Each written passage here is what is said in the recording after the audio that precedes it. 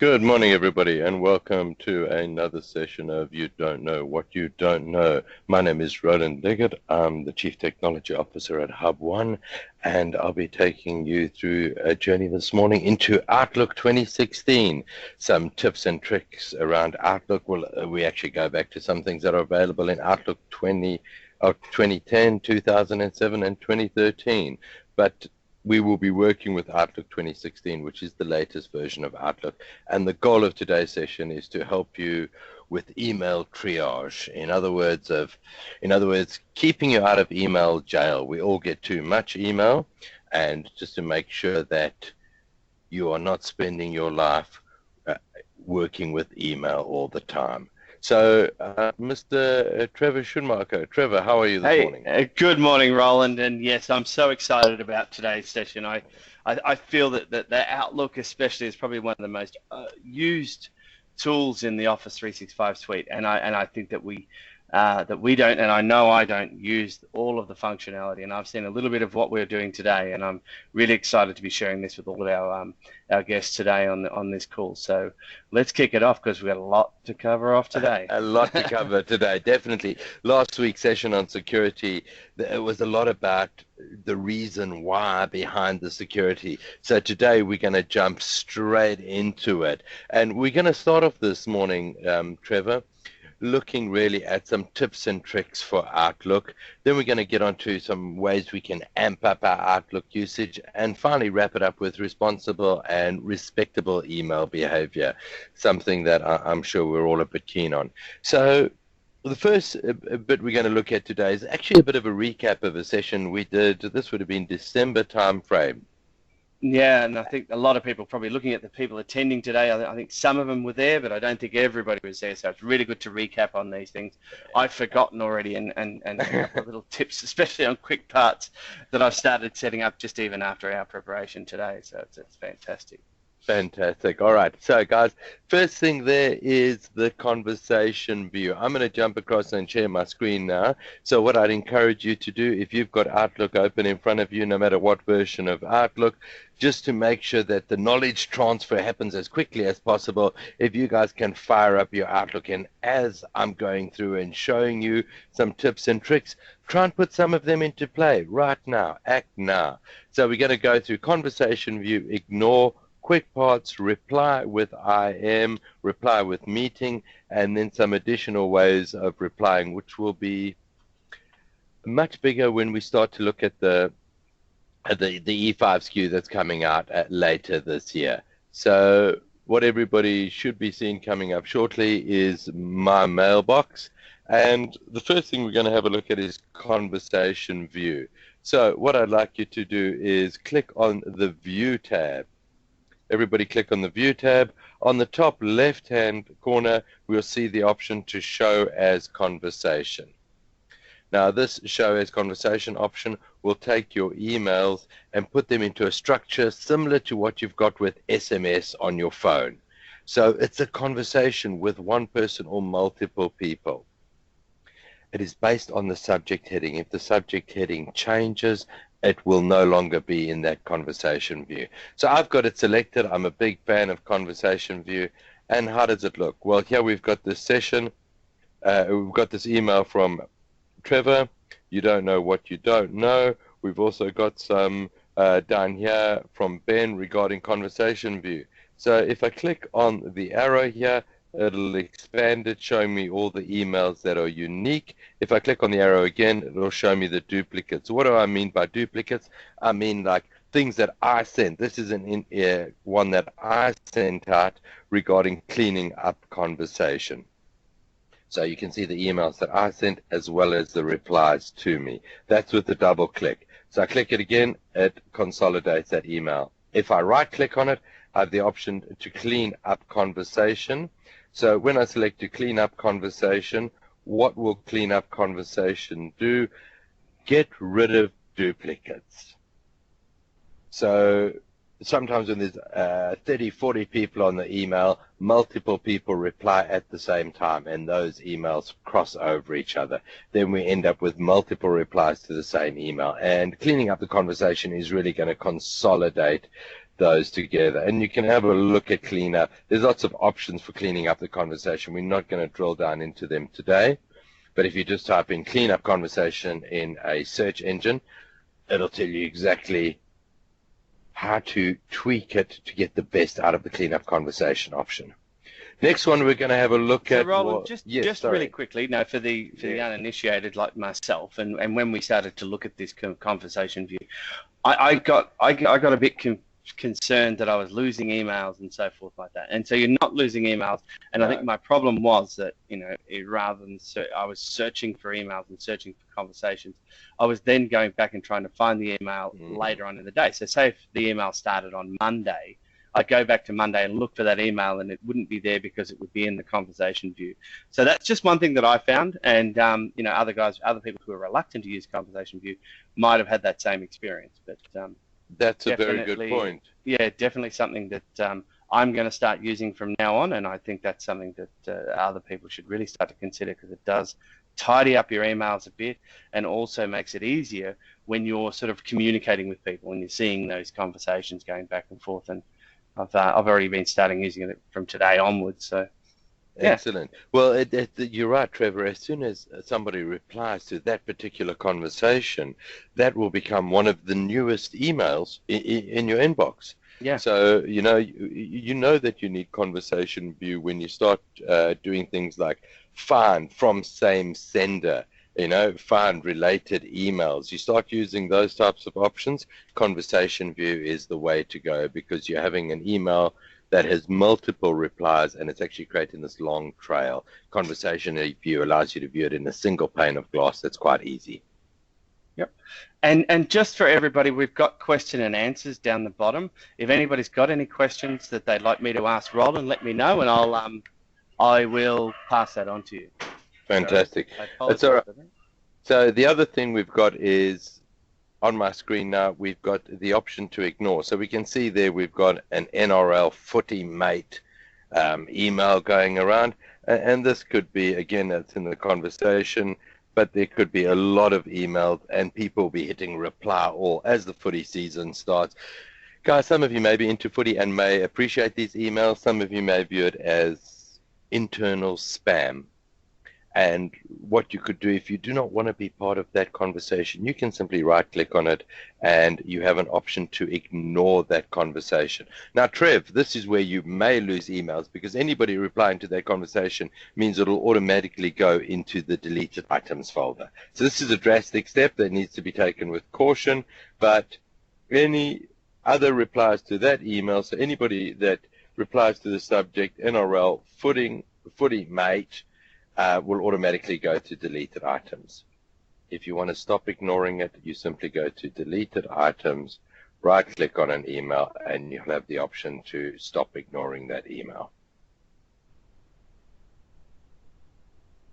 So the other options we had there were up at the top here, and they're along the lines of reply with a meeting, the ability to reply to an email with a meeting. So I've got an email there from David Hamilton, and I could reply with a meeting. What it'll do at that point is create a meeting for me with the next available date, which is 11:30 today. I would also like to create a conference call. I can simply click on Skype Meeting. So instead of saying to David, "Hi David, can I send you an email?" or can I send you a meeting request, sending an email asking me if I can send him a meeting request, I am cutting the workload in half by simply replying with a meeting request and then making that a Skype meeting to make sure no matter where he is, he can attend that. And you've got the suggested times down the right-hand side there. So that's you bringing your times and the people who are in the you're recommending for the meeting and saying that there's times available and conflicts and so forth as well. Exactly. So that's using the scheduling assistant on Outlook, or on Exchange actually, which is looking at all of our calendars. Now, it can only get the calendars by default to people inside your organization, but it is possible to get the calendars of people outside of your organization too. Below reply with meeting, I've got reply with an instant message. So in this case, if I choose to reply all with an instant message, it is actually going to create a conversation for me with 4 participants in. It's going to put the subject of the email into the instant message chat window, and now I can start a team instant message with 4 of the people who were on that email. Guys, every step we're doing here today is to try and cut down the amount of email that you've got to deal with, okay? The next one is quite an interesting one, and that's under the more options under reply with IM. We've got an option forward as an attachment or call. Currently, you'll see on mine, the call option is blank. Now, let's talk about a new Office 365 subscription called the E5 SKU. The E5 SKU is going to allow public switch telephone network or PSTN integration. What that'll mean is it'll extend the functionality of your Skype for Business to work as a telephone system. Guys, this has been around in the on-premises version for many, many years. The difference now is it's going to be hosted in the cloud in a multi-tenanted environment, and the real issues are getting local telcos to figure out how exactly they're going to work with Microsoft on the solution. So that's what's been the delay, but watch this space. You can upgrade your E3 SKU to an E5 SKU and essentially do away with your private branch exchange or your PBX. And the integration comes in when you're able to call people from an email directly to their landline or their mobile. All their options should come up there. And it works also with Skype now. So those people who are on Skype for Business, you can call directly, like I just did then, and cut myself off from this call for a few minutes, so for a few seconds. So I'm sure I'm not the only person that went and had a look at that and gave it a go, and then it started the whole process. But it creates a Skype call directly from that message. So interesting. Fantastic. So the other thing. So that's really the recap, guys. All the tips and tricks. It's a bit of a recap of what we did last time in December. So let's look at some new things for today. So everybody should be across those conversation view. Ignore. Oh, one of the things we forgot to do was the quick parts, Trevor. I haven't done the quick parts yet. So we're going to go and have a look at quick parts. So we'll have a look at quick parts. We'll also have a look at how to permanently delete stuff, or how to put stuff into a particular folder. So again, how to triage your email and put it into a particular folder. So we've got 3 things we're going to look at now, and let's jump back to my Outlook and present from my desktop. So the first thing is quick parts. If you create a new email, often what we end up doing is sending the same content to different people. Okay? So, for example, if you're in sales, it may be a quote. It may be a questions and answers. Trevor, you were saying you've got some scenarios where you do training for organizations. And what you need to do is, and I'm just going to type it in here, I'm going to put caps lock on, insert the same message to different people. So you've got to write the same email over blah, blah, blah to all different types of people. So if Trevor does this for training, what he does is he'll highlight that. So everybody create a new email message. Type in something that you repeat a lot. For those of you out there who use multiple signature files to insert repeatable content, multiple signature files weren't really designed for that. The feature I'm going to show you now was designed for inserting repeatable content into different emails. Guys, it's almost like creating a macro like you would in Excel, but for an email message. So I've highlighted the content. I've clicked on the Insert tab. Over on the right-hand side of the screen, I've got text box, quick parts, word art. Quick parts is the one I want. Click on quick parts. At the bottom of quick parts, it'll say, save the selected to a quick part gallery. Fantastic. Okay. Now I've got to give it a name. So I'm going to call mine simply insert. Guys, the name of the macro should be 5 characters or more in length. If it's 5 characters or more in length, I'm clicking OK there. When I then go to an email and type in insert, as soon as I get to the 4th character, it says, would you like me to inject the content into this message? I hit enter, boom. and the options I created earlier are now inserted. I've got some other examples here. One I've actually called Quick Parts. So as I start typing in Quick Parts, it then injects at HubOne, we believe end user adoption to be one of the major stumbling blocks of the delivery of any new technology, blah, blah, blah, blah, blah. So this is something I talk to people about quite a bit. What the stuff we're doing now, so I've got a pre-configured email for that. That's like for me, I forgot all about it. You remember things, and that's what the beauty of these sessions are, is that I can go back in, and I've already set up a couple today on just emails that I know that I'm sending a very similar thing every time, you know, after a training session or leading up to a training session where I want to get people prepared and so forth like that. So rather than needing a full template, it's just the same context and same text that I'm using all the time. It's really powerful. Exactly. So I'm clicking, if you don't want to type in the name, I'm clicking on Quick Parts and then actually clicking on the Quick Part, and it'll inject the content in there. So insert, and I'm just adding all different ones I've created here before. There's an invite I've done for events. So I've generated this massive email with all of these different Quick Parts in it.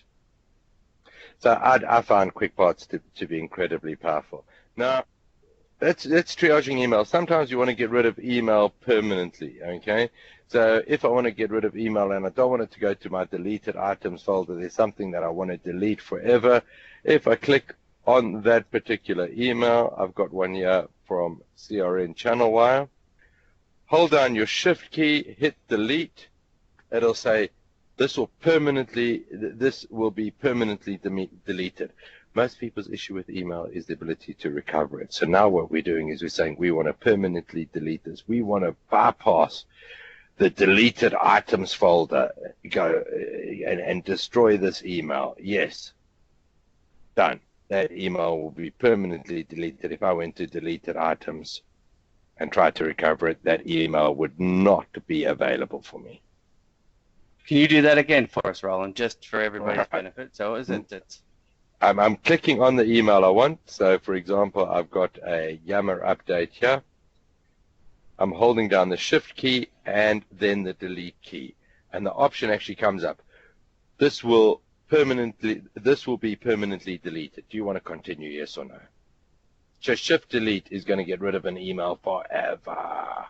Yeah, so I had one this morning which I know is a bit of spam that I don't want to open or anything like that, and I don't want it anywhere, so I've quickly wanted to delete that. There's a bit of spam going on with some the technology going at the moment that I don't want touching any of my systems, so I don't want to open it, which is fantastic for that. Fantastic. That's perfect. So another one here, for example, we may decide we would want to move this one. So we go back to our NRL footing, and you know, when we want to move a particular email, we could just hold down, and I'm going to use a couple of shortcut keys here, Control Shift and V. So if I hold down Control Shift and V simultaneously, it'll then say, right, that particular email, where would you like to move it to? So I could then choose to move it to junk mail, to notes, or I could create a new folder, and we call that folder NRL. And then we could move it into that new folder. And will that happen for any new conversations that come with that same conversation name? Will they automatically go to that folder? No, what I'd have to do is I'd have to set up a rule for that particular one, Trevor. So that's actually, that's what we're going to cover very shortly. But a rule up on the top of your toolbar here, next to move, I've got the rules option. So over here, and I've got a slide in this coming up in a short while, so I'll show you the demonstration and then we'll recap in the slide. I can create a rule. Now, guys, we're getting into really amping up and the power outlook side of it. So creating a rule is saying, if I get an email from a particular person or from a particular scenario, so I could say from a particular subscriber, from a user, it could contain the subject, which is that's your conversation view option there, right? So you could do it based on the conversation view, or if it's sent to only me, if it's sent to somebody else, if I'm CC'd on it. You may have things like, all right, well, for that particular one, so let's say I'm looking for emails from Trevor,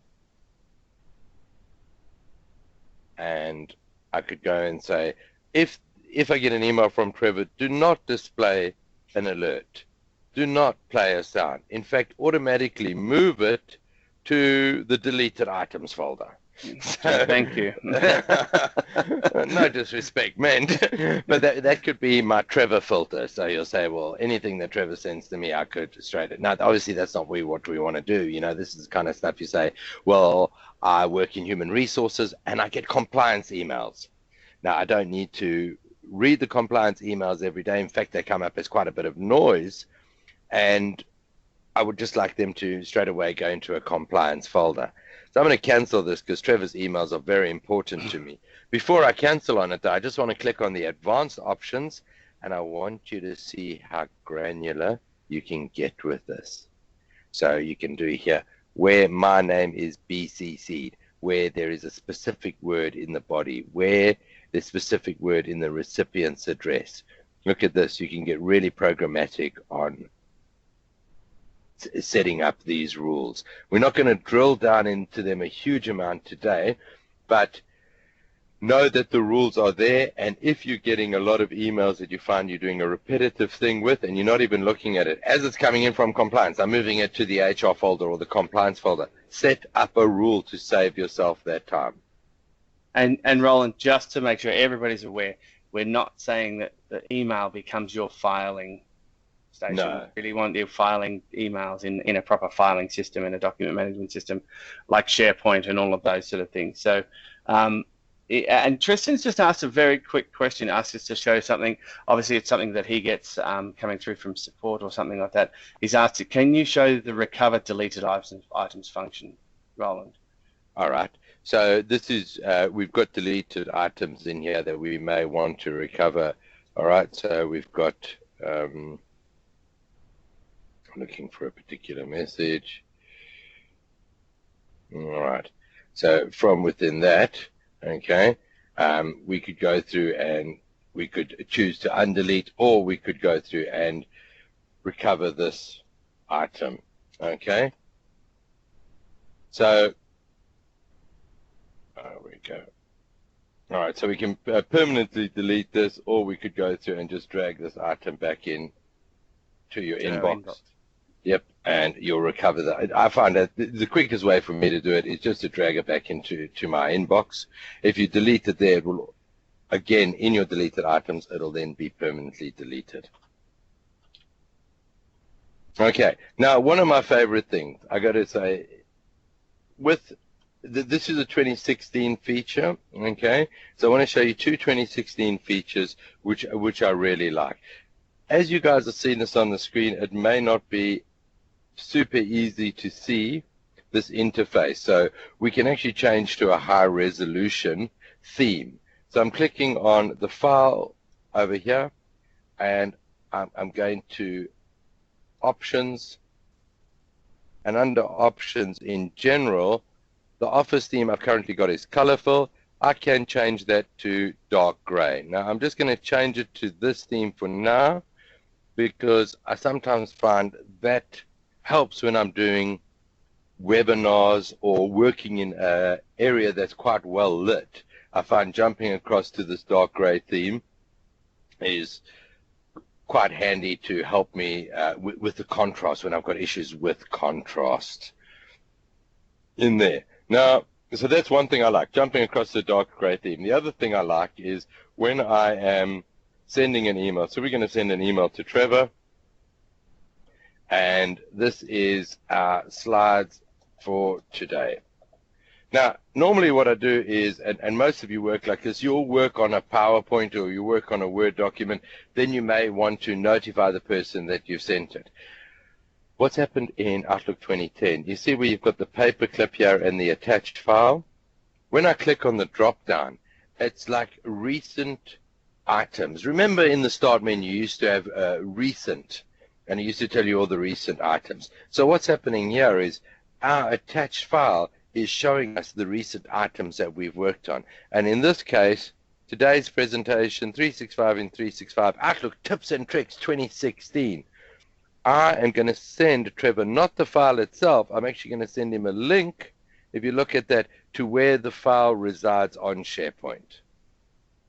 So I could say, as discussed. Now this means it's not going to block up his inbox because that's just a URL there.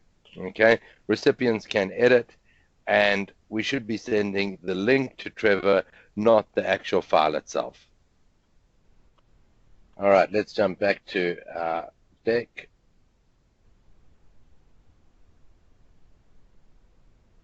So what that's doing is I'm not getting, because you get the issue, and especially if you've got files over 10 meg and so forth like that, it can really slow things down because you're actually downloading a copy of the file, whereas you can choose to download it if you want to by just sending the link to that particular document.